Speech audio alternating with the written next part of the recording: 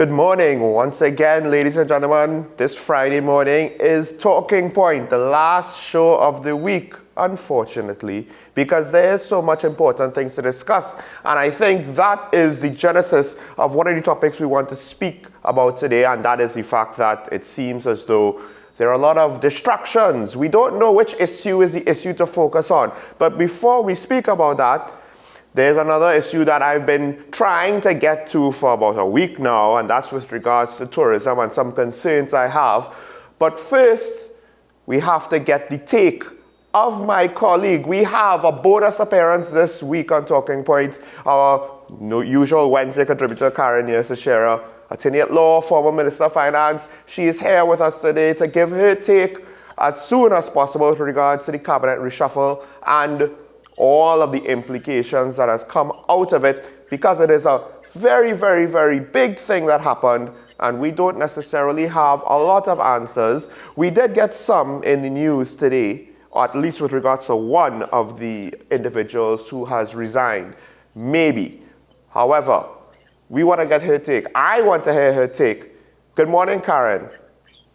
Good morning to you, Sean, and good morning as usual to your very loyal viewers. Now I'm getting to know them now. I don't know their names, but the areas, once I hear the name, where the area is from, I know who it is. And so I'm happy to be with you on a Friday. And as usual, always willing to share whatever knowledge I may have. And so this issue with the cabinet reshuffle, I spoke about it yesterday. We were taken surprised. I think more or less most of the country were taken surprised by what happened. And there were multiple cabinet positions revoked, reappointed. A couple of senators were removed. Just by the way, one of the new senators is Tobagonian from the PNM Tobago Council. So it gives Tobago just a little bit more representation in the Senate. Maybe not necessarily enough with only 2 senators, but 2 is better than 1. 2 is also better than none. But there is the fact that we have a new Attorney General that's been made into a big issue. We have an outgoing Attorney General that might be potentially the sign of an issue.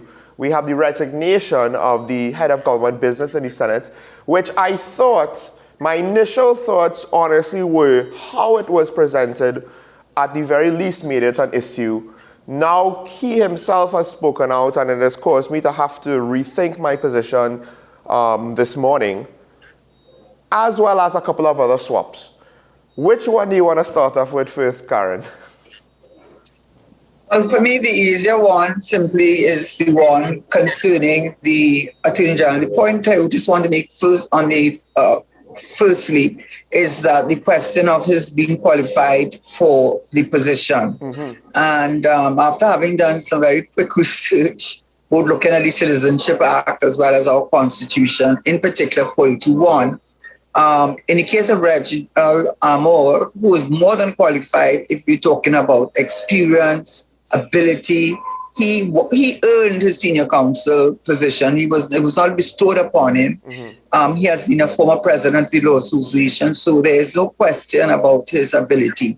The question that did come up was one of dual citizenship. As we know, I'm very sorry to say the word gypsy because it escapes me the correct name, so forgive me. And Mr. Robert LaHunt quickly had to renounce their dual citizenship, one to Ghana, the other to United States, in order to qualify to be in the Senate.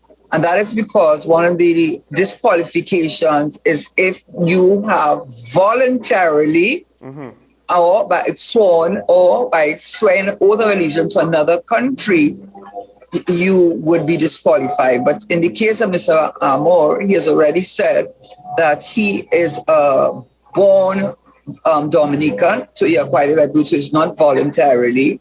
And as far as I know, since it was by birth, he has acquired his right to be a Dominican. He did not have to swear an oath of allegiance to this country that is of Dominica. So the question of his disqualification, I think we can put it to bed. It's a question of the 10 million. I think we should be more concerned if all the money that was owed him had been paid to him before he took the office, then we should really get concerned, because the government, for whatever reason, are known historically to be not exactly quick to pay, well, regardless of who the payee is. So that is not something I'm going to bother myself too much about. What I think is of more concern, and I guess Sean, you can come in here too, is why did the Faris Al-Rawi resign from that most prestigious of positions of Attorney General? Because as you know, in our constitution, there are only two positions that you must have in your cabinet. It's free for the Prime Minister to choose whoever other ministers he wishes. You must have a Prime Minister and you must have the Attorney General. Because the Attorney General does not only the Attorney General for the government, but the Attorney General for the people. It has a dual thing. So one has to wonder what precipitated his move. I have my views, but of course, let me hear. I would like to hear what you think on that, too, Sean. I'll be honest. I thought both Faris Al-Rawi and Clarence Ramrat were fired until I saw some of the interviews that Clarence did in the press, and his support for the government sort of potentially nipped, maybe you could say now, conspiracy theories in the bud. To get it out of the way, we do have a clip of an interview, a radio interview that the ex-senator took, I believe, last Sunday. And the timing and the lack of explanation on behalf of the cabinet reshuffling caused a lot of questions. But I think in this case, perhaps I could understand why the government did not necessarily explain fully with regards to why the senator resigned. He explained for himself, or he offered an explanation for himself. So let's hear Clarence Ramrat, what he said in the media first, and then I will explain what I mean further. I have a file in the police service where I am saying to the Commissioner of Police that a permanent secretary in the ministry worked with a senior person in state lands to grant to 5 relatives of the permanent secretary state land. It involves 7 lots of land with a value of at least $5 million. That is a file I'm not talking about daily paid. I have matters involving. I'm talking about a minister having to write to the Commissioner of Police and to the Prime Minister saying that I have evidence in the years 2020 and 2021, 5 surveyors employed by the state performed about 1,900 private surveys. I would estimate that in doing 1,900 surveys, the fees involved would be about $20 million. $20 million in a couple of years. Yes. Which is where and I believe you use the correct term that the performance of private surveys by surveyors employed in the public sector is an unfair advantage over the surveying profession. So that is the former Minister of Agriculture, former head of government business in the Senate, Clarence Ramrat, speaking recently, and then it is said that he resigned. Now, I thought that in both cases, it might have been a situation where the government decided to part ways, not part ways, but to fire the individuals from their positions. And in the former senator's case, the timing made me think that either he was asked to resign because the claim that he made publicly was not something that the government was very happy with, or he resigned in protest because of this issue and he wasn't necessarily happy with the result of, he's basically saying, look, I am giving you corruption here. I am spelling it out and nothing is being done. Now, he has come out publicly and said this is a decision to resign that he has actually made well in advance for personal reasons, and he has continued to support the government. However, while I do have to take it into consideration, his continued support nullifies my previous 2 stated theories. However, we have seen where the former Attorney General has also tried to give a positive spin And again, we do have to ask, the timing is very odd. And to what extent could we take it as face value? I still believe that the Attorney General, the former Attorney General, he was removed from the post. I don't necessarily understand the timing. Why now?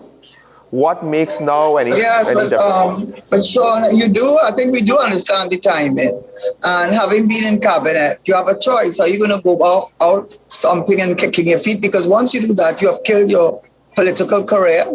Any opportunity for you to come back into the fold. Right. Number one. Number two, there are many people who it doesn't matter to them if you're right or wrong, like Robert LaHunt was taken to task with a very good suggestion.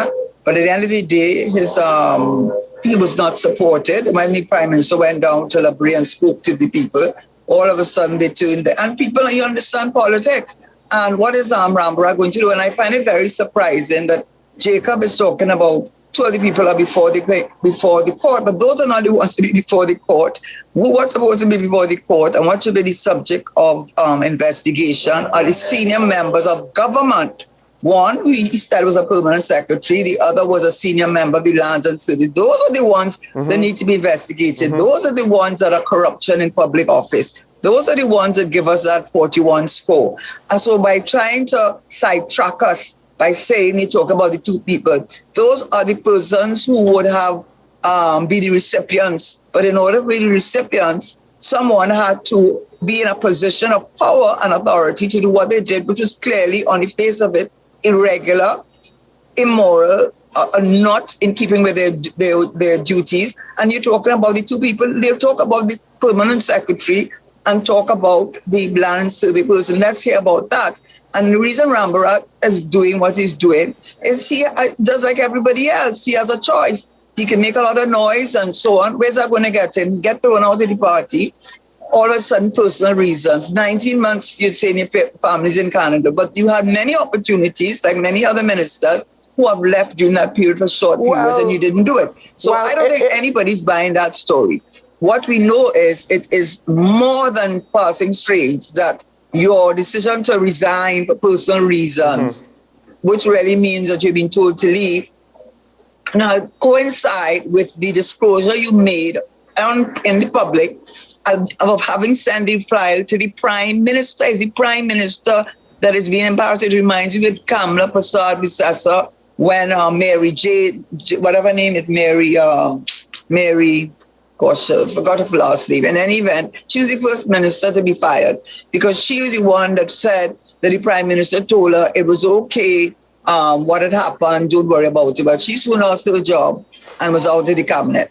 Is the Prime Minister is covering himself? And then with regard to Faisal Rawi, he could spin it how he wants. He can spin it how he wants. He very well knows it's a big demotion. Yes. And that demotion, one, I'm not saying I have that view, but over and over again, you read about how he has not been competent. And certainly you get concerned when the Prime Minister makes very clear statements that are not followed up. One of them was the mandatory vaccination.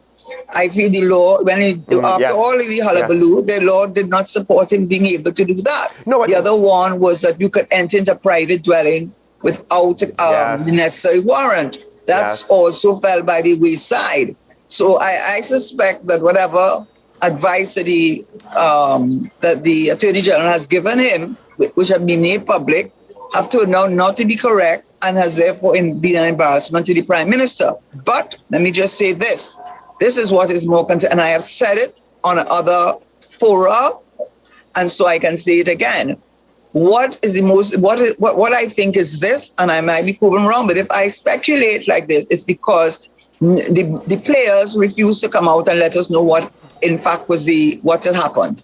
My view is this, that when Plessy Prasad went to the president's house, as the president did confirm, she did confirm later in a published statement that this Prasad came with the merit list and did come to the office of the president. She did confirm it. She also said it was immediately withdrawn. The problem was that why did she withdraw it? Because first of all, the president had no authority to have it taken back, because she has made a big deal about how limited her authority is. So upon what authority could she, once having had the list submitted, that's why Blessy Prasad went to give her the list, for her to have it withdrawn. What do you mean to have it withdrawn? To have it withdrawn means you were given it and it was taken back. And why would Blessy Prasad take it back? And then we've now find out that the person who spoke to Blessy Prasad on that very same day was the Prime Minister. Now, how long did he have that report? He must have had that report quite a while. Why did he have to wait on the very same day when the president would then have to have acted and put up the notification? Why didn't he give it to the Police Service Commission? You know why, perhaps? Because the Police Service Commission, for the last 2 years, were reading the same newspaper I was reading, and apparently they never even looked into the matter. They never even looked into the matter. So this is the point. What I think the president, Prime Minister, wanted to achieve, he wanted to ensure that that report did not come out in the parliament.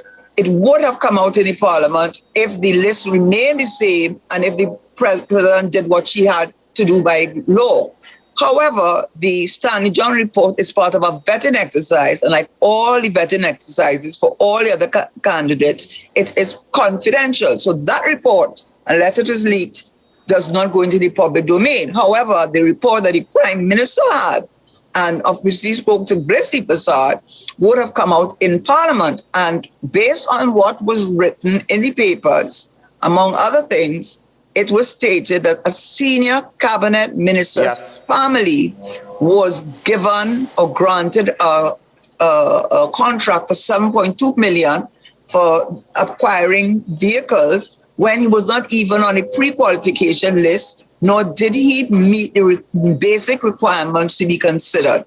And if that is any truth in that the government certainly would not want that to be come out in the public domain. And we could have a good kind of guess as to who that senior cabinet minister could be, because there have only been a few ministers that we have been hearing that they've been accusing themselves all the time when matters come up involving their family members getting government contracts.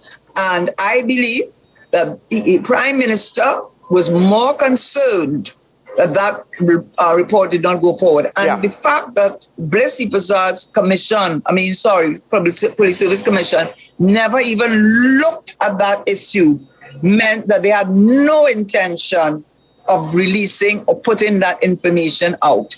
And Blessy Prasad, by the way, what gave her the authority to act on her own when she is representing a commission?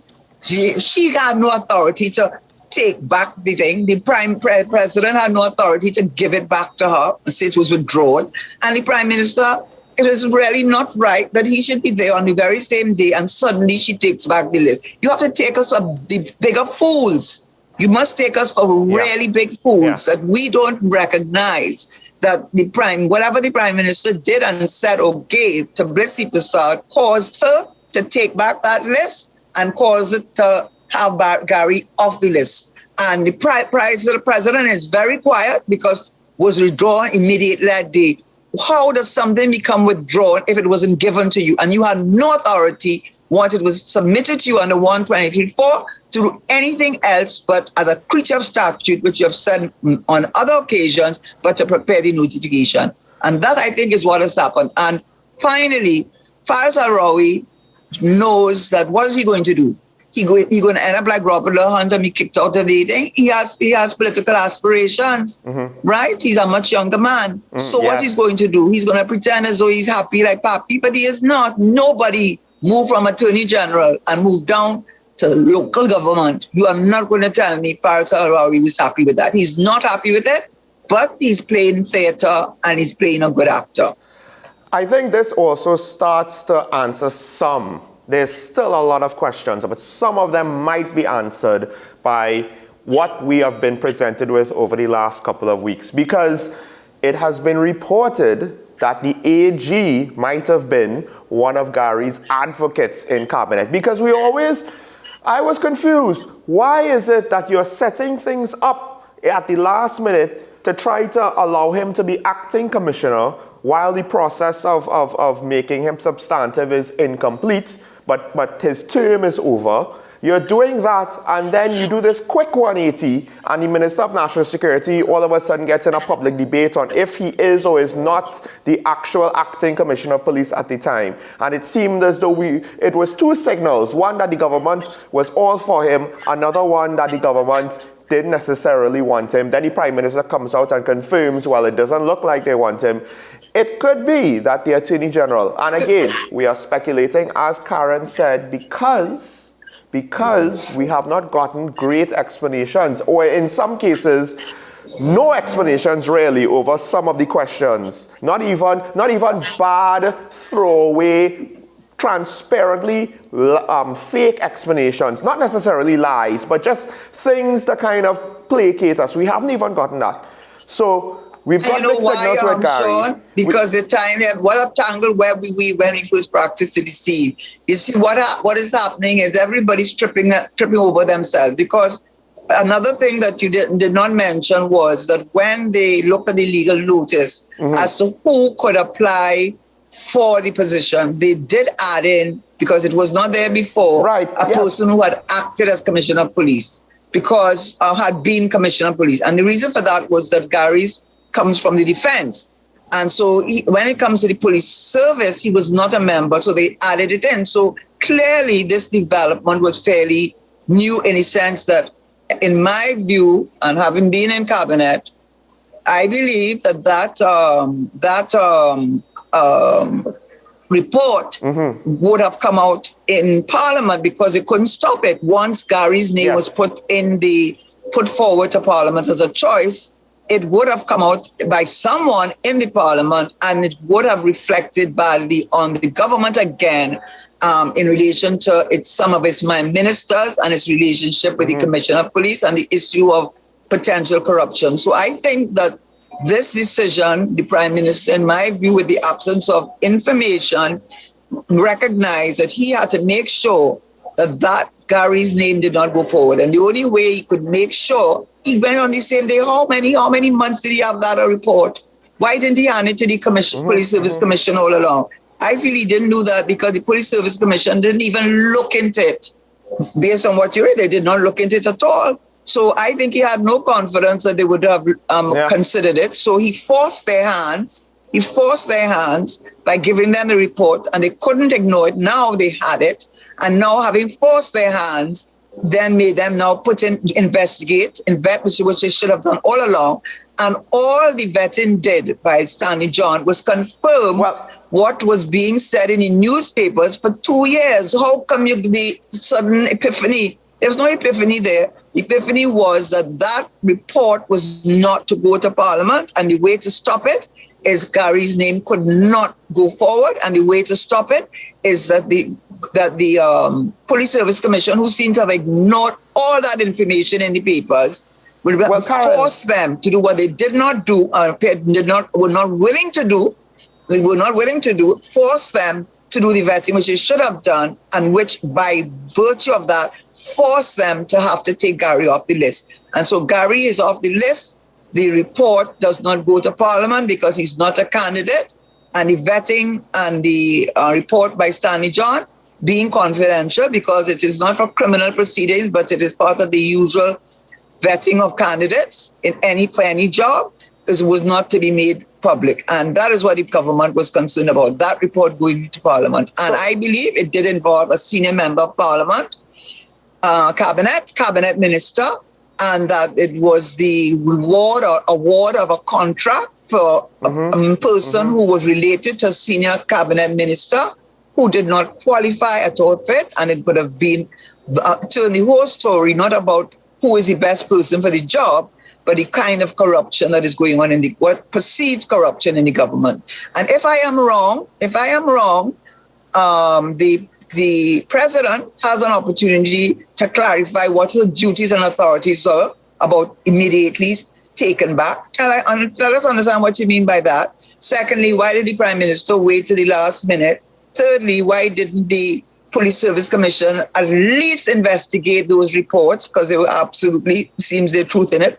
What did Stanley John say? A well-oiled criminal enterprise. So why didn't they investigate it at all? And fourthly, what gave her the authority to go back with the report and then tell the other commissioners that we have to look into it. It is obvious that she did it on instructions. So therefore, I mean, what else are you going to think unless you give me a good explanation?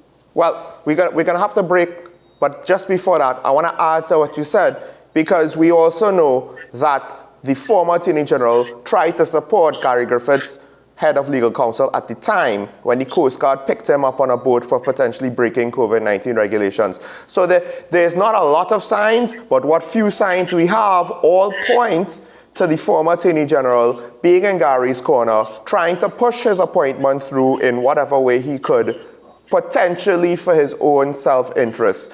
That's what we have. If you don't like it, I mean, I'm free to listen. I welcome any other theory where the facts will fit the theory of what we know so far. Also, just to close off, the timing of Mr. Rambarat's resignation, I have to agree with you. At the end of the day, that timing just makes things too suspicious. Maybe there's nothing there, but the timing does. And perception sometimes, especially in politics and leadership, is reality. But we have to end this discussion here. When we come back, we're going to talk about something that's a little bit closer to my heart, the tourism industry. And this looks like things are just going to keep being bad the way how the world economy is going. Stay tuned. This is Talking Point. You're watching WASN, the content capital.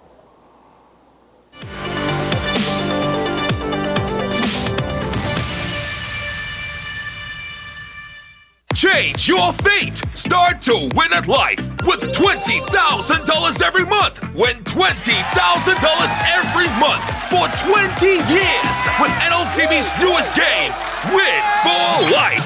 6 numbers from 28 plus the cash ball could make you win for life.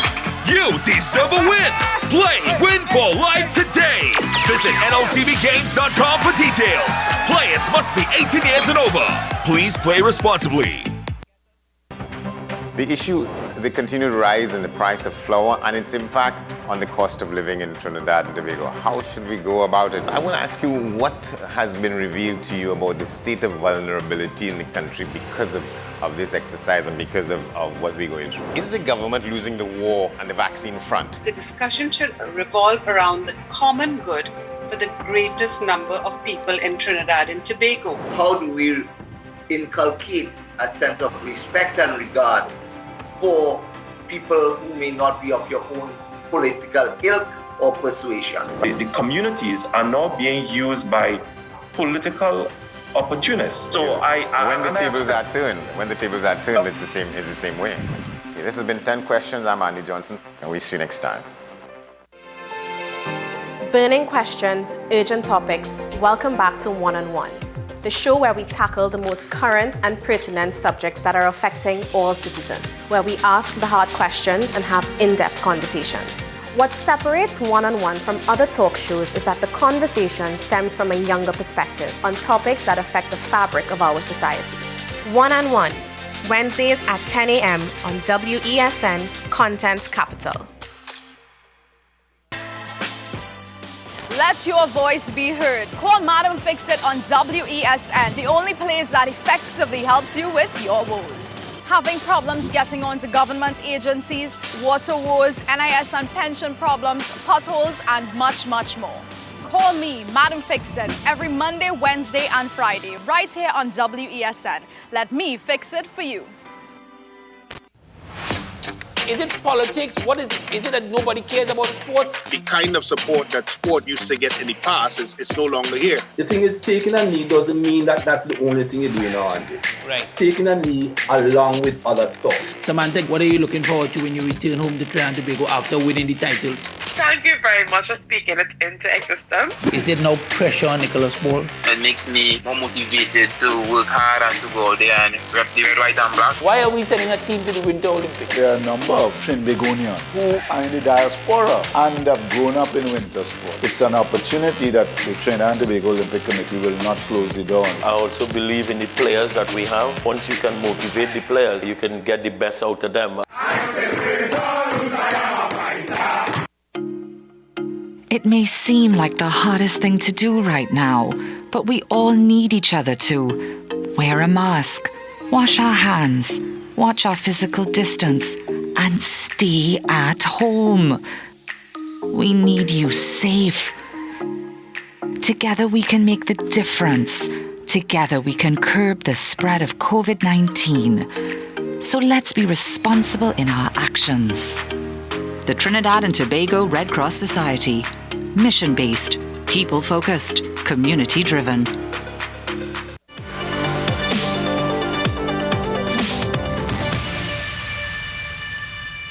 Welcome back to Talking Point. And if you have been wondering, I must apologize. My co-host is still unable to join us. We do miss him and his contributions to the discussion. The discussion is not the same. I know we have Karen here as a bonus, and the discussions with Karen, of course, is always valuable with her point of view from the multiple hats she's worn with her illustrious career. But Talking Point is not exactly the same without Mr. Keaton Shaw, so we do hope that he will be able to join us soon. However, I want to go on to a topic quick. We do have two more topics to get through, so not necessarily spending too much time on either one, but to touch on it is the question with regards to tourism. I mean, Tobago's recovery is also something that we do have to wonder about, because one of the larger private sector industries is tourism, and the surrounding industries that work in tandem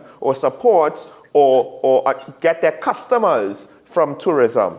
And I have a clip of a small hotel. You might not recognize it. You know, it's a small government-owned entity near plantations. So if we could just run this clip, and maybe we could start to see where I am getting a little bit concerned for this industry.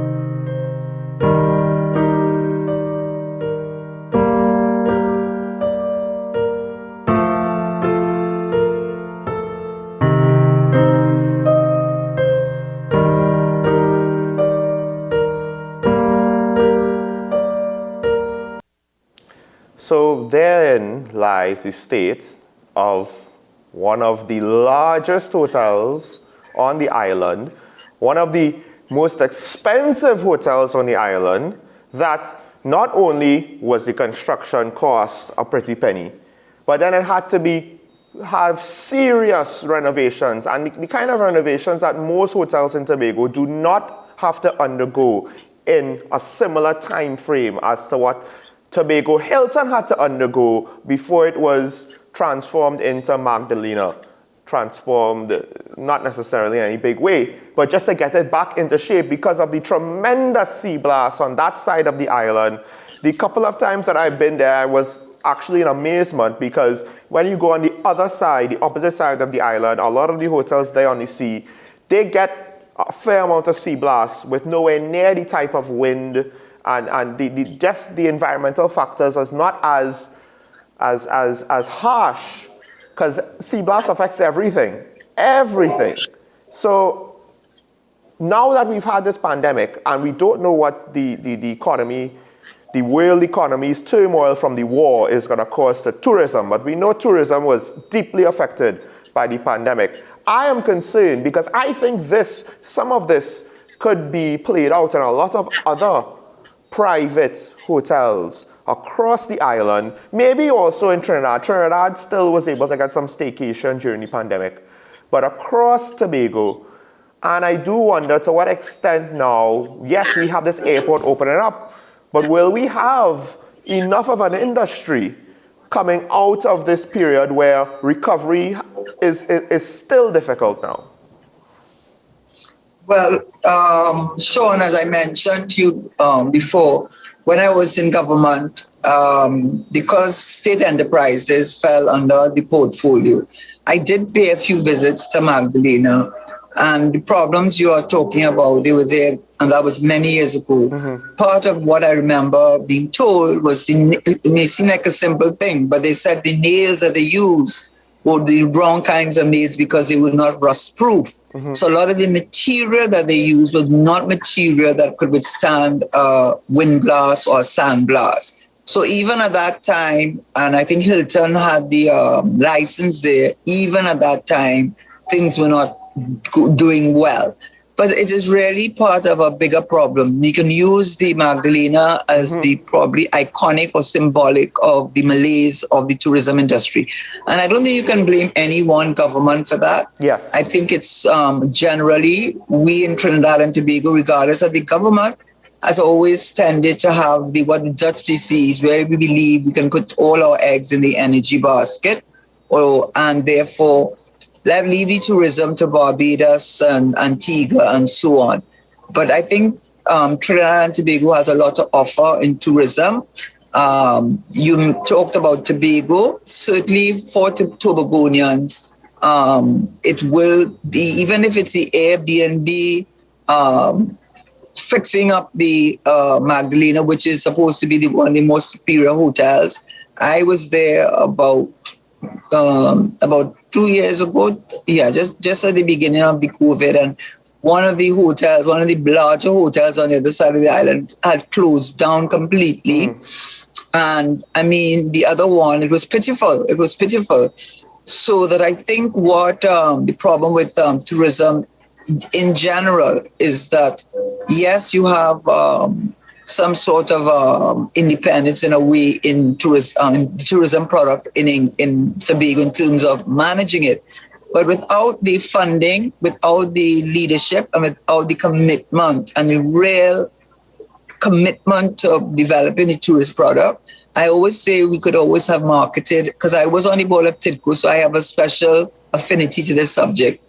The best of both worlds.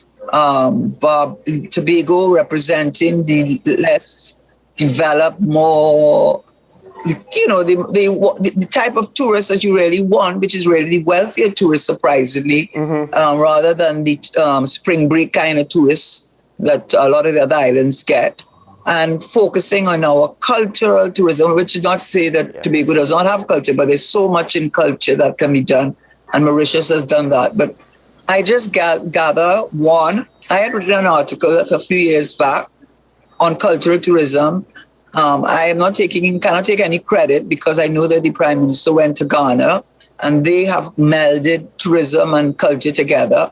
But I was pleased to see that they put tourism and culture together. But I don't think that the minister gets the kind of support, and he's not the only one, the kind of support, the kind of funding, the cohesive message that is necessary to get the tourism product of the really taken seriously. I really think that the government is concentrating on energy, oil and gas, and the going down the value chain, and have, as traditionally with agriculture and with tourism, they are they're like the stepchildren in our economy.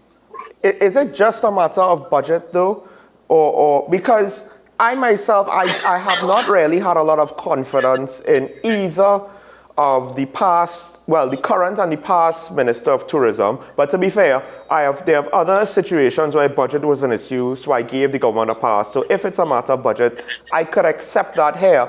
I mean, but the Ministry of Tourism is one of those positions that is so under-supported, as you could say, so little limelight, because they don't really achieve that much. I don't even remember who the Minister of Tourism was under the People's Partnership. I don't remember who the Minister of Tourism was under Patrick Manning's PNM administration before that.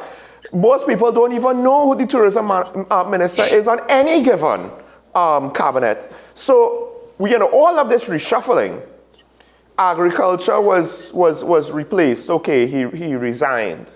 Again, more explanation might have helped us accept that. What about tourism? Because we get lip service to agriculture and we get lip service to tourism. But now I have to wonder, is it really just a matter of where are the heavyweights? Are the heavyweights in these ministries and we just don't even care about the rest?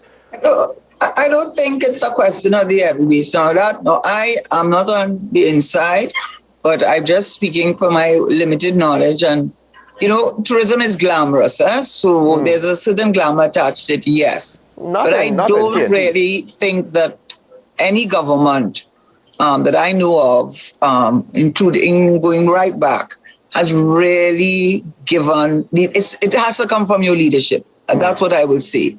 And it is not just a matter of funding, it's a question of prioritizing, giving the support, really putting together a comprehensive and a cohesive measure about tourism. For example, I have said, and I tried to get the message over to the current minister, but was unsuccessful. So maybe someone will tell him what I'm saying to him now. Whilst I think the whole Panyard Theatre thing was a good move, and the Prime Minister opened it up, and then I think he went up in Paramin and did something up there. What is missing? It's all in dribs and drabs and a piecemeal approach. It's a piecemeal. Yes. You need to get your act together. You need to be able to say, this is where we're going with tourism. And then I heard in between sport tourism, leave that to Jamaica. We have something none of the other islands have, which I'm not going to go through all the wonderful things we have in Trinidad that we can market. The problem, I think, for the minister, I don't know him personally, but I think part of the problem is a problem that has been not only this government, successive governments, has always been. One political, one editor of a newspaper said, it's kicking the can down the road, because it really requires a lot of commitment, a lot of focus on developing the product and implementation, and not in this sort of piecemeal way. So what you're really seeing played out, with then having a little bit of carnival there, that's not cultural tourism. What about the Temple by the Sea? What about the American story? There's so many stories in this country that Barbados and a lot of the other countries can't even begin to touch us. Our music, our food, our theatre, our arts. We've spent so much money at UTT, at Arthur Lockyer School of Business, developing event planning, teaching fabric design, teaching theatre and arts. We have Napa, we have SAPA, we have all of these stadia that are underutilized. I wrote an article on it. I have a feeling the minister did read it. Maybe he took some of it into consideration. But what I want to say is that I think it is a general attitude that all the governments have had, both agriculture and tourism. And therefore, if we are going to have any meaningful change, it really has to start from the leadership. The leadership has to make it a priority. Because I know what it is to be a minister or to see other ministers have ideas, want to do things, and they can't do it because they just don't have the funding and they really don't have the level of commitment that is necessary to make the breakthrough. Well, and given how things are going, I'm not sure if that situation will get any better anytime soon. But we have to stick a pin on this topic here. It's something we will come back to, and hopefully more with regards to the economic recovery of our sister isle. But let's take a very short break. When we come back, I want to get into the last topic. It's been on the minds of everybody, and that is to say, with all the things happening, are we just being hit with smoke screen after smoke screen? Stay tuned. This is Talking Point. We are WESN. We'll be right back.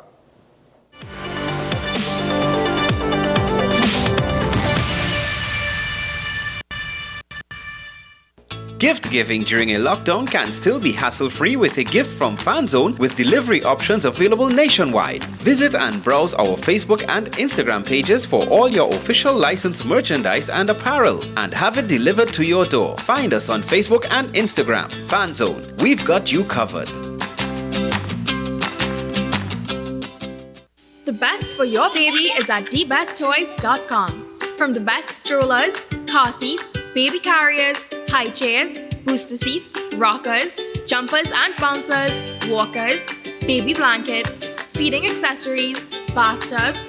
Visit us in-store at Forces Flagship McBean. Shop online now at thebesttoys.com. Order via call or WhatsApp at 332-BABY. And remember, we have the best toys at the best prices.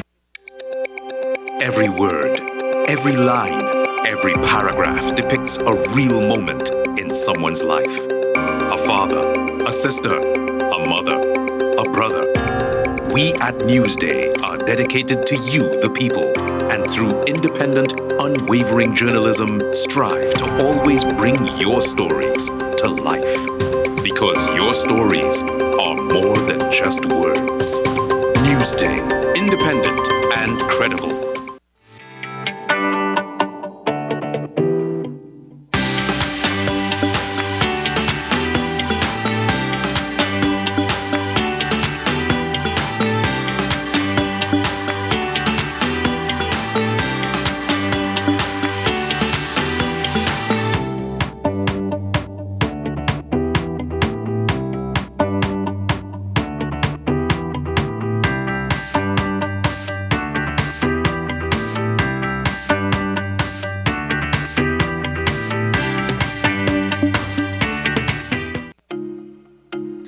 If you live with someone who's tested positive for COVID-19 and has to self-isolate at home, take care of them from a distance and reduce their movement around the house.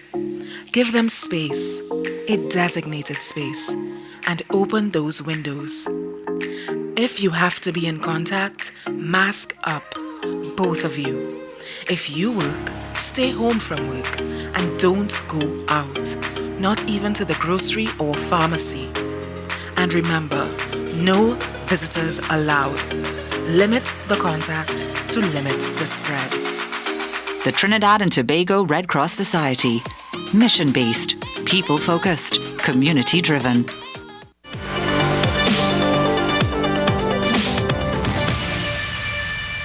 Welcome back to Talking Point. And with what time we have left, I wanted to address this question because at first, I don't like to think this way. But more and more people in the public have been bringing this up, and I can't ignore it. I can't just put my head inside and say, that's nonsense. And, I'm going to phrase it in a way to try to encapsulate all that I think. And in the form of a question, do we need a distraction from removing the fuel subsidy? Because I say that because we have the fuel subsidy question, we have the Parry accident situation, we have the meritless situation, we have the revocation of the AG and demoting him down to Minister of Local Government. Like, which one of these is the distraction and which one of these is the controversy that they're trying to cover up? Because to me, they all seem to be controversy, and they don't necessarily distract. In my mind, they compile into one big soup of what is going on within the last 2 to 3 weeks. This is getting a little bit crazy. I am usually the one to poo-poo the opposition saying time to call an election, but I think there's a little bit of merit to say that things are getting a little too complex with regards to the moving parts here. We still also don't have a commissioner of police, substantive commissioner of police. I forgot that one. Karen, what do you think? Is some of these things a distraction? Yeah, you were right what you said, Sean, because initially when I heard the same conspiracy theory, I also took the view, I'm not so sure about that, but it does seem to have some merit because a lot of these issues that are coming to the fore are extremely controversial in their own right. Paria, you didn't mention. There's so many of them that, of course, that was not, and when I mention Paria, I don't mean the incident itself, but how it unfolded. Let me be very clear about that.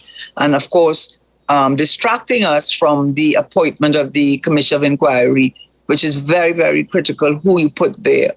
And the fact that people were calling for persons from outside, obviously people who would have had, you will need a legal mind, obviously, but you also need people who are experts in the field because that commission inquiry, I don't know what are the terms of reference set for them, but they will be constrained by what they are allowed to look at and therefore the witnesses that they can bring. So that's another issue. There are so many issues. Then, of course, with Mr. Rambarat, I think the Prime Minister may have been shocked, to be very honest, with what Mr. Rambarat said on television, on the radio. And I have a feeling it was, it's my experience from being in cabinet, I have a feeling it reminded me of the Marlene McDonald situation with Louis Leasing, when he kept on saying that he kept bringing these things to the Prime Minister about Marlene McDonald, and he said he was being ignored.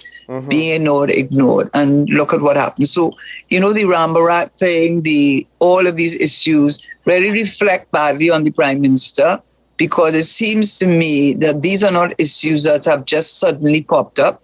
Yes, I think they've been used to distract, but I also think they have come to a point where he knows better than we know that something is going to give. And a lot of what is not being addressed in the public domain is going to come out is going to eventually come out. So, yes, I think there's some merit in trying to distract us, because there is enough there to have people very concerned about what in heaven's name is going on with the AG. That alone, that alone with the Attorney General, that with the Commissioner of Police, that alone is enough. I mean, it is just mind-boggling, really. So yes, I think they're trying to distract, but I also think that things are coming to a head, and he knows it better than we know it, and he's trying, therefore, to take in front. That is just my view at this point in time on those issues. So now, let me be clear. I am not saying I agree with the opposition to say call an election now, because I have said before, and I've always said, they throw that line out there way too willy-nilly. I can't even take it seriously now, to the point where they've actually maybe set up a dangerous situation.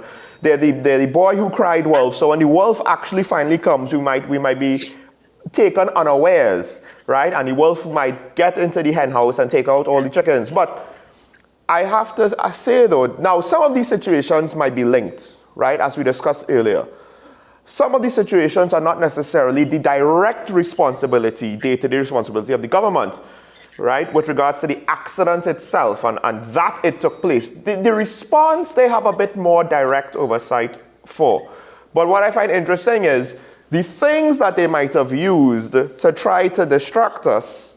And this is where, again, I'm not necessarily willing to buy the whole distraction angle completely, because the things that are supposed to be the distractions are things they are directly responsible for, that directly, potentially implicates members of the cabinet. So, I mean, if it is, and to be fair, I can't say that with all certainty that it isn't, trying to distract us. Like I just don't have a defense. But what I would say, except that it doesn't make sense, because this is bad political strategy, in my opinion, to bring up open up fresh wounds in situations that already potentially settle down, and hopefully. But maybe he was preempting what was going to happen with the cabinet reshuffle.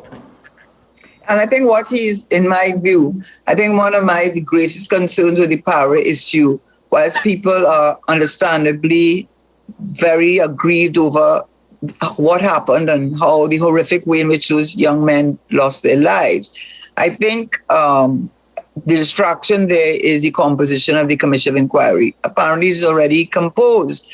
And I don't think that is a good move. We had the AV drilling, we forgot about that. You see, it's not only justice must be done, but it must be seen to be done. And, I think the government suffers really from people having confidence and trust in them. I really do think so. And I think there's a pyramid that the government has found itself in, a pyramid of wrongdoings or questionable activities, which they keep trying to fob off, and the Prime Minister would have to decide which one do I want to bring to the fore in order to distract the community. Because I noticed that you're not hearing that much about the composition of the Commission of Inquiry. All of a sudden. And I'm going to say it on this show, quick. So you can remember it and you can show it if I am right at all. Yes, you do the Commission of Inquiry, and then when it's over, because it will, I feel, implicate Parry in a very serious way, just based on the minimal information. Just if I would just shut down the site and then a crane fell, what the Prime Minister is going to be, as he did with CL Financial, be very disgusted, self-righteous, this is terrible, and use all words, indulge in what they call hyperbole. And then he's going to say, however, because the evidence of criminal wrongdoing, he cannot release the results of that Commission of Inquiry. It will have to go to the DPP. And only then, because it might impact the investigation.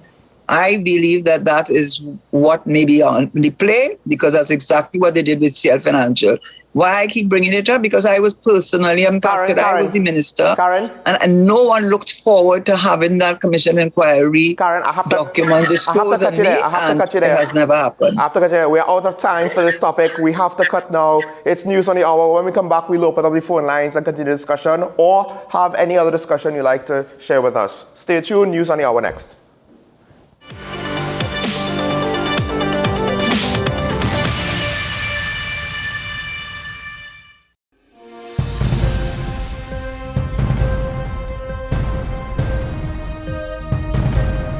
Seven is out, all day is in.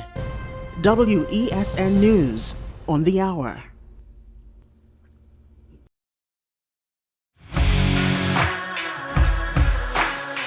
Every day, we communicate through stories. Stories of ourselves, our challenges, our goals, our experiences, and our aspirations.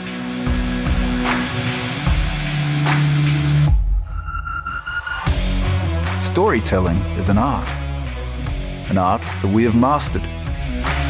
WESN Film Studios comprises a collaborative team of experts with extensive industry experience locally, regionally, and internationally.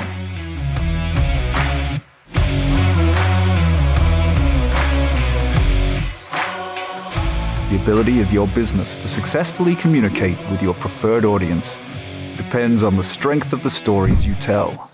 Your vision should be communicated in a high-quality, professional, and creative way.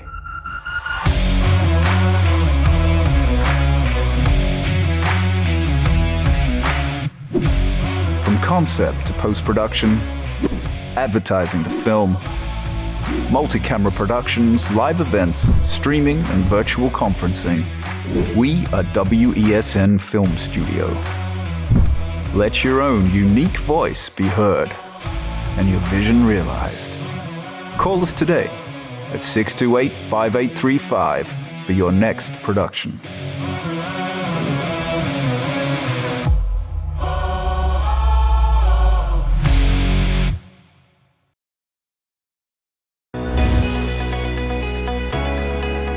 In this season, we talk more about health, wellness, and everything in between. I am so excited to share with you everything about health and wellness so that you can design the life that you've always dreamed of. Join me here on What's Up Doc. What's Up Doc? Tuesdays and Thursdays here on WESN, Content Capital. If you live with someone who's tested positive for COVID-19 and has to self-isolate at home, take care of them from a distance and reduce their movement around the house. Give them space, a designated space, and open those windows. If you have to be in contact, mask up, both of you. If you work, stay home from work and don't go out, not even to the grocery or pharmacy. And remember, no visitors allowed. Limit the contact to limit the spread. The Trinidad and Tobago Red Cross Society. Mission-based, people-focused, community-driven.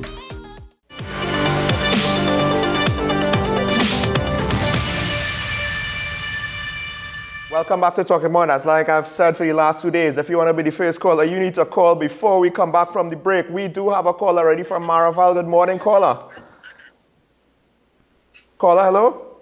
Yep. Hi, morning. You're live. Hi, good morning, everybody. Good morning, Karen. Good morning, sir. I remember when your first show was on air with Karen, I was the first caller, and we talked extensively about Tongan country. Anyway, what I want to say is this. First thing, concerning a fuel subsidy. Yes. We have allowed ourselves as a nation to believe entitlement is our right. From 1970 to now, we are entitled. And Karen mentioned it before. No matter if it's the best year we have, people are not going to want to remove subsidies on water, electricity, and fuel. It's ridiculous. We have to stop now. As Karen said, it really reached a point where we can't even borrow no more for this. The second thing I want to say is your show has grown tremendously. In the last 2 days, I was really amazed to see that your topic and your callers who stayed on point, except for the one who opened a back door and saw Caracas and said, oh my God, look, Sarah Palin. I thought everything was great.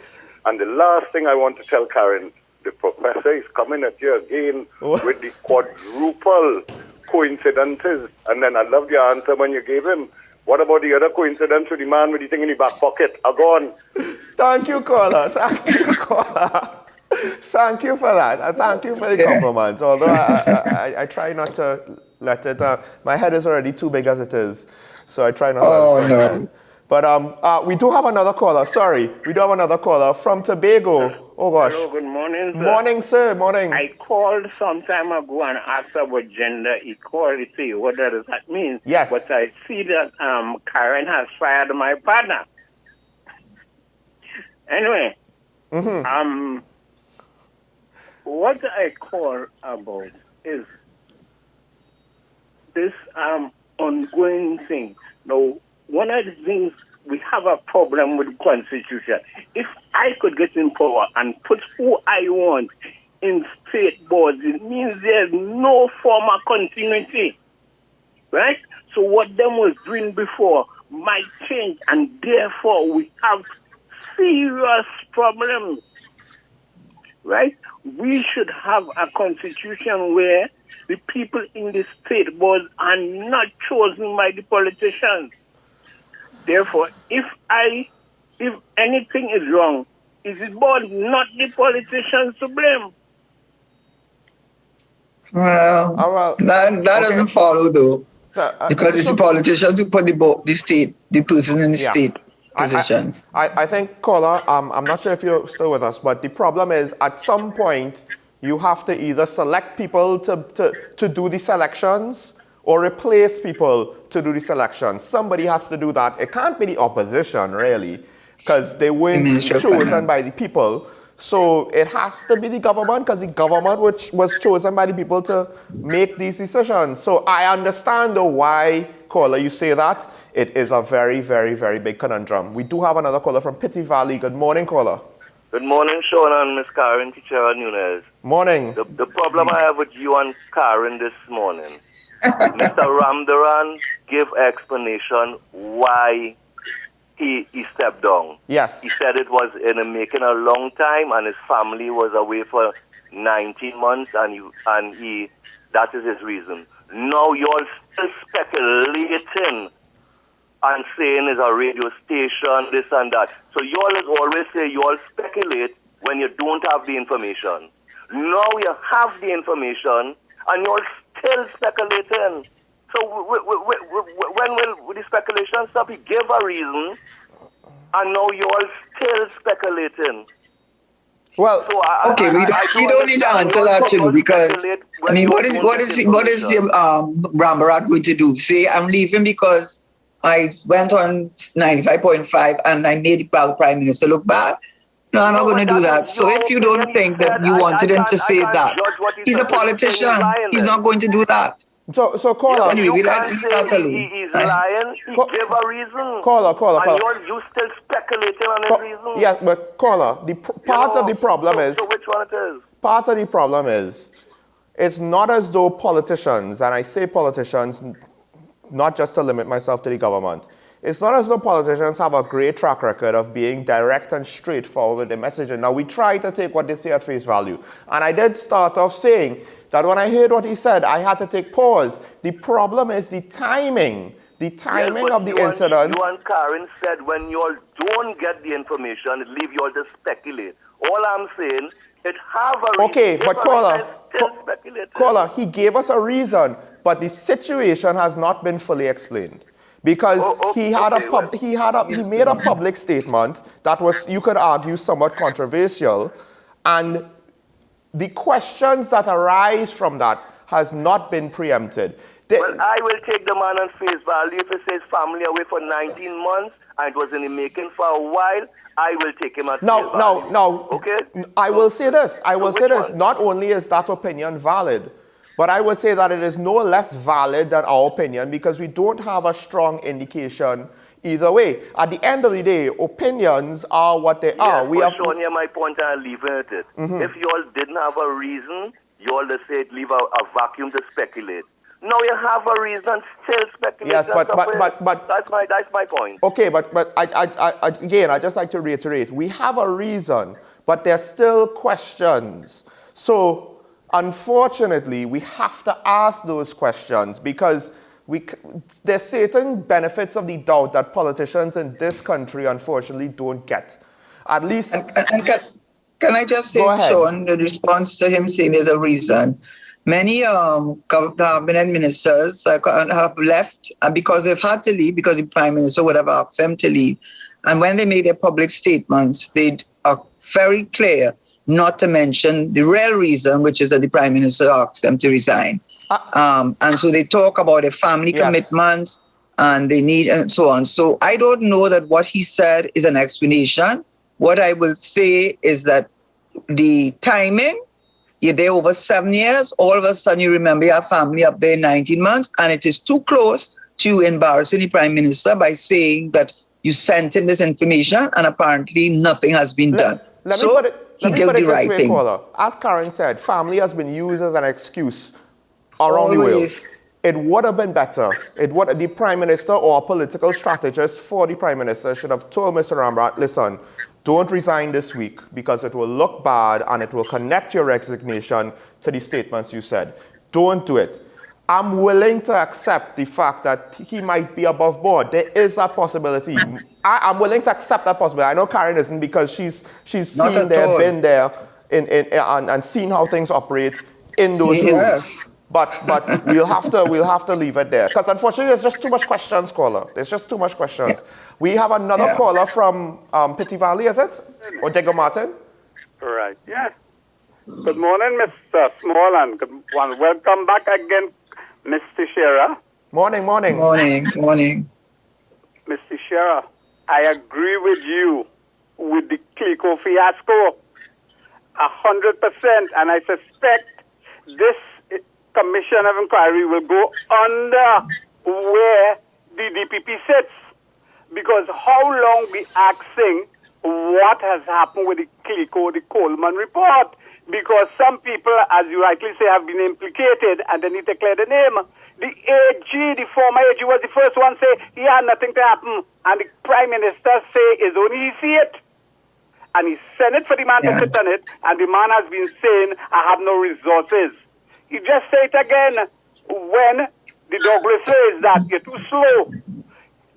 And deliberate. It's very much deliberate to ensure that he is underfunded. He has too much, just dealing with the ordinary criminal in the magistrate's court. They very well know that. They should have set up as one of the recommendations we had was to set up a special unit that dealt with white-collar crime. And just for people to know this, why I wanted it to is because a lot of things were said that were absolutely not true. This forensic, what's his name again? The forensic auditor that does all his forensic auditing first. He had completed his forensic audit. I had been given updates by this then governor of the central bank as to how monies were being moved around and shell companies set up. And that forensic report was sent to the DPP before we left office. So why is it that he cannot do it? He cannot because he does not have the funding and the ability to do it. And the government is hoping that we'll all forget about it. Everybody stay quiet and certain people's names be destroyed. Right. No, and I wanted, because I want to hear what they had to say about me. I haven't seen it. And that is what I think will happen with this other report. No, a direct question to you, Karen. Is any of these things in this report, Coleman report, is statute bad? No, because it's not. It's a straight answer. All right, so sometimes because remember Section 34. Let me see. Remember the Section 34. Section 34 sort of took care of that. that they removed the Section 34 to start with about certain matters that had not been started by a certain time. Okay, the other pet question I have with everything is the police service. You know that you had somebody coming into your conversation saying he reported to the police and the investigation never happened. We have Clarence Rambarat saying the same thing. He made a report to the police commissioner and by extension the Prime Minister. I want to know which police commissioner he made a report to and the timeline on it. I'm going to have a nice morning. Thank you, caller. Exactly the point I made. Sean. I did wonder. It doesn't matter about the people who took the land, you know. It's the Prime Minister, just like Marlene McDonald. I'm sure Mr. Woodbrook might chime in now. Just like Marlene McDonald, he gave report, and the Prime Minister knew. You cannot pretend ignorance because Rambarat came and said that he gave it to the Prime Minister. What did the Prime Minister do about it? Zero. That is what, and he has embarrassed the Prime Minister with that. Here's the thing, though. I'm wondering if we've just come to accept that we're going to have a certain level of corruption in the public service that transcends elections and parties. You know, another party will come in tomorrow, but the corruption in the public service on that level will just be institutionalized, so it remains. And I do wonder if governments and politicians now just don't want to have to deal with it. Because similar to Petrotrin and WASA and the unions and all of that back and forth, you know, they might see it as more trouble than it's worth to their political careers. So also, Sean, from my experience, that people will not understand, may not understand, is that they know much more than you know. And there's people who might have their name implicated who are strong supporters of the party. And those strong supporters of the party will then be thrown under the bus. And they also want to protect them. 623-937-6, 622-9338. This is the last day of the week to call in and get your say. You know, we had a caller, Mr. Pittivali, who I value his contribution. And, you know, he has taken umbrage to my commentary for the last 2 days. But again, it's good to hear that. It's good to be checked, to have your opinions challenged. So if you want to challenge anything that we've said, call in. If you happen to agree, call in. But don't just call in to say you agree. Call in and say why you agree. Contribute to the conversation here. You know, give us something to chew on. But call in quick. We have a caller from Diego Martin. Is this a new caller from Diego Martin? No, same caller. Well. Old caller. Hi, all. Thanks. Good morning. Morning. Sean, and Keaton, hi. Sean, I thought your interview with Genty was perfectly fine yesterday as she answered in her capacity as a UNC senator. So her sentiments are pretty similar to other analysts. Dr. James also said it was a demotion for the AG, questioned the coincidence and timing of the PM's visit. Mr. George talked about the merit list scandal. Mr. Abdullah said about distractions. But what bothered me was that callers told you that your interview was poor. So one said, Sean, you can interview the opposition member. What does that even mean? Sean, you had the opportunity to badger a senator and you didn't. Well, there was so one I thing. forgive you. Another was very annoyed. He said Miss Leja or Miss Lachdial was talking about reshuffling when UNC had the most in history. He was fixated on Anand and Anil. But the People's Partnership reshuffled 3 times, I believe. And the senator's name is Jayanti Lakshmidial. So I just want people to know that it's not the job of Sean and Keaton to badger a guest, nor is it their style. So you could get that on TV6 if you want. And in future, just qualify why it is bad. To me, the bad interviews are the one with the older woman on a Monday when I mute my TV. For me, that is painful. Let's not. Come. Let's not call people out like that.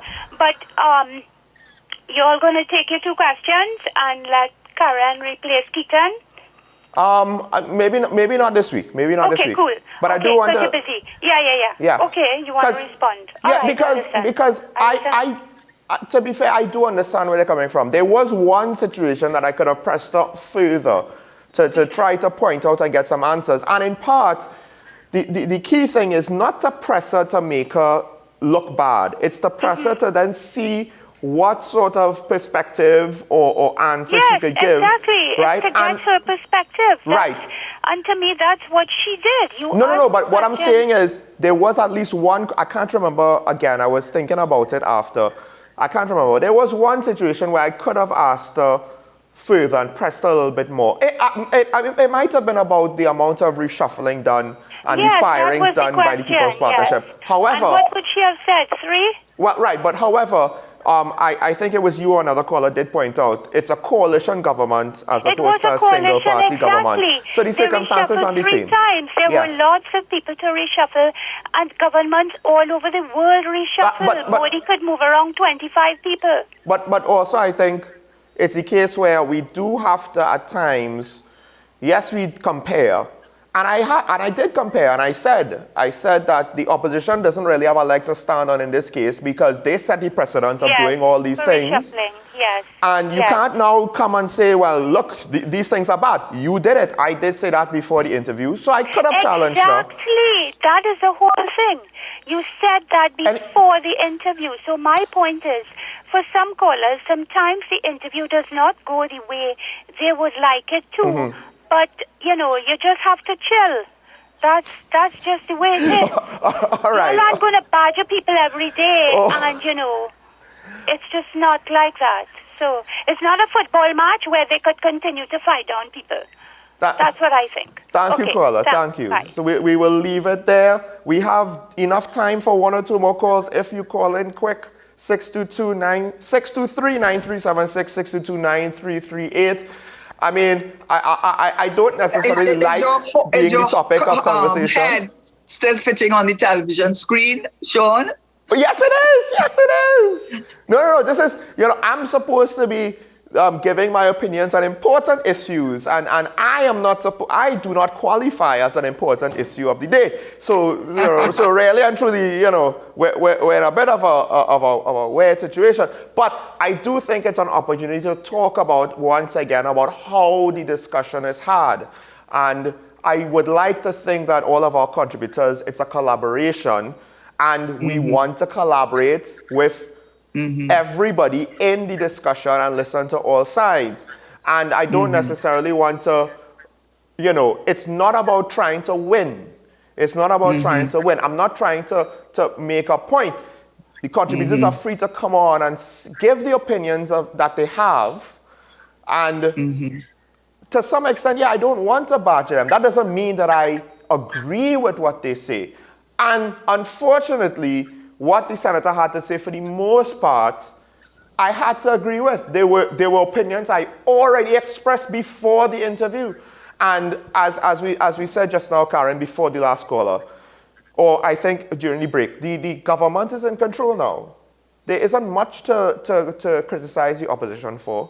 The government is the one that's in the driver's seat. They're going to bear the brunt of it until they are no longer in the government. So if they win the next election, they're going to bear the brunt for 5 years after that election, and so on and so on.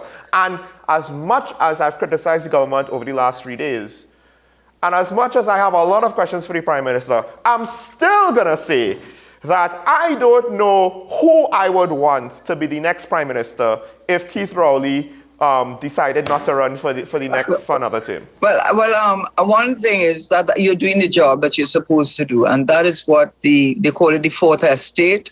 That is a very important part of a democracy. Without a free, independent media, we are really, that and the judiciary, we are in trouble. So I don't think you have to apologize. In fact, I think you are pretty... the question direct in your views, and the question is to be balanced. What people want from you. Right. And I like, let me just say this last thing. I like the way you approach the show, in that when people call, it's to have a discussion. I might not agree with you, you may not agree with me, but we are giving you an opportunity to share your views. And I think that is a really welcomed approach to these kinds of shows, not to make it into a fighting, a match. Yeah. Now, to be fair, again, it goes back to balance, but given the fact that the roles between the opposition and government are not balanced. You know, we're not going to always have balanced commentary. And I have made it a point not to call out the opposition every time they say something that I think stupid, because they say a lot of things, and a lot of things that they say I end up disagreeing with, but they don't set policy. So I'll just be complaining. It will start to be a recurring decimal that won't get us anywhere. We keep mentioning communication because it's how the two sides work together that is very disappointing and needs to improve. One of the things, and hopefully we'll be able to get our Tobago THA contributor, Madam Secretary herself, because she has given the government good reviews with regards to the collaboration between the THA and central government. And, you know, we would like to see how things continue to progress over time. It's easy to get good reviews in a short space of time, but what is it going to be like a year from now, 2 years from now, so on and so on. But that is a relationship that I would prefer to see in Parliament, at least to some extent. Will it ever get there? That is a legitimate question. Will it ever get there? I can't even ask when will it get there. Because we see it globally, the separation between the two sides. And I don't know of any situation where a third party, maybe in Europe, but it seems as though it takes a long time with a lot of fringe parties and fringe politics for a third party to develop. Are we ever going to get a challenge to shake things up? In Europe a lot now, Sean, is a lot of governments are coalition governments now. Right. That has become almost a norm. Yeah. So I would say that we look at Tobago with the PDP, and the one thing I think they have going for them, and the concern that people have about the red and the yellow, the ketchup and the mustard, is both of them carry a heavy history, and some more recent than others, of being perceived to be corrupt. So what we're looking at is equivalent of somebody like a Mia Motley in the sense of a person that we can trust and have confidence in. So I think right now, if I was a betting person, I think however we do it, the PDP, if it makes the right political moves and doesn't make the kind of mistakes that both the red and yellow have made, that they stand a good chance. We've had an A.N.R. Robinson as a prime minister. We've now had Keith Rowley, so we can't discount another Tobagonian.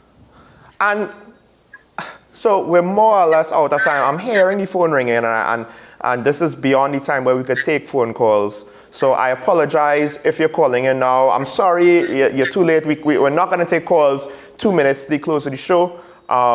But I will say this, with regards to the baggage, and I've made the point before, the PDP does not have baggage. That's one of the best things going for them.